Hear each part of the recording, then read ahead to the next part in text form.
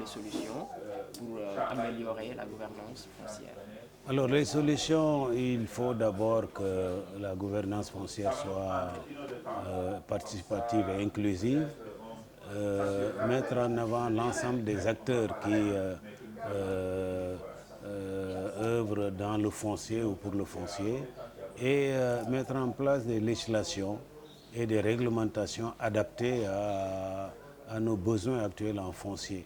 Parce que les besoins, généralement, c'est des besoins en agriculture, surtout en agriculture, dans le sens large du terme, en élevage et en pêche, etc., etc. Disons la nourriture de base des populations. Donc, les populations, les producteurs ont besoin de terre et ils ont besoin aussi d'être sécurisés dans leur production, dans leur exploitation.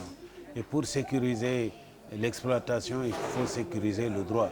À partir du moment où l'individu n'est jamais sûr de produire au même endroit chaque année, et ça crée une sorte d'insécurité au niveau foncier. Donc, sécuriser les droits, non pas en termes de propriété comme nous l'a légué la France. Je pense que c'est une, une très grosse erreur de dire que la propriété n'est que le titre foncier pour délivré par le service compétent, mais la propriété, ça va au-delà. Donc la propriété, c'est tout titre que l'on peut donner à l'individu pour sécuriser son droit, lui permettre, n'est-ce pas, de paisiblement d'exploiter sa terre. La sécurité, c'est aussi que personne ne vienne lui disputer cette terre-là, puisqu'aujourd'hui on assiste à des affectations à grande échelle, un accaparement des terres qui est aussi le fait des États, des gouvernements qui les favorisent. La sécurité foncière voudrait aussi que l'on parvienne à un résultat, c'est la sécurité alimentaire. Je dis la sécurité alimentaire qui est quelque chose qui doit être durable, qui doit, n'est-ce pas, se prolonger sur des années et qui est différente de la sécurité, plutôt de l'autosuffisance alimentaire. Parce que bon, cette année, on peut être autosuffisant, mais l'année prochaine, on peut très bien, n'est-ce pas, rater sa récolte. Mais à partir du moment où on donne les moyens, les garanties nécessaires aux producteurs, que ce soit le producteur en agriculture familiale ou le producteur en agriculture industrielle, à partir du moment où on lui donne la garantie, les textes et l'ensemble des manifestations qui peuvent tourner autour du foncier, on lui donne la possibilité, n'est-ce pas, d'exploiter durablement ces terres.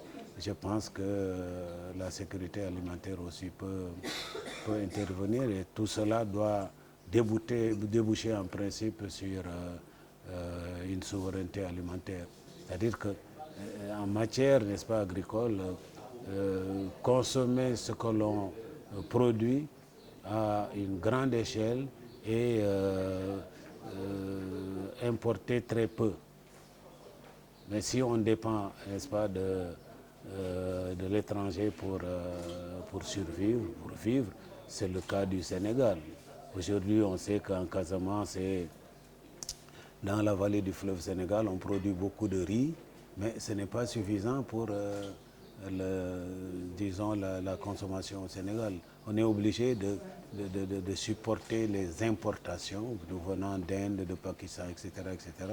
C'est vrai aussi de la pomme de terre, c'est vrai de l'oignon. Nous avons chaque année une crise de la pomme de terre, une crise de l'oignon, tout simplement parce que les exploitations, pour le moment, dans le contexte actuel, ne sont pas très solides parce qu'elles ne sont pas sécurisées.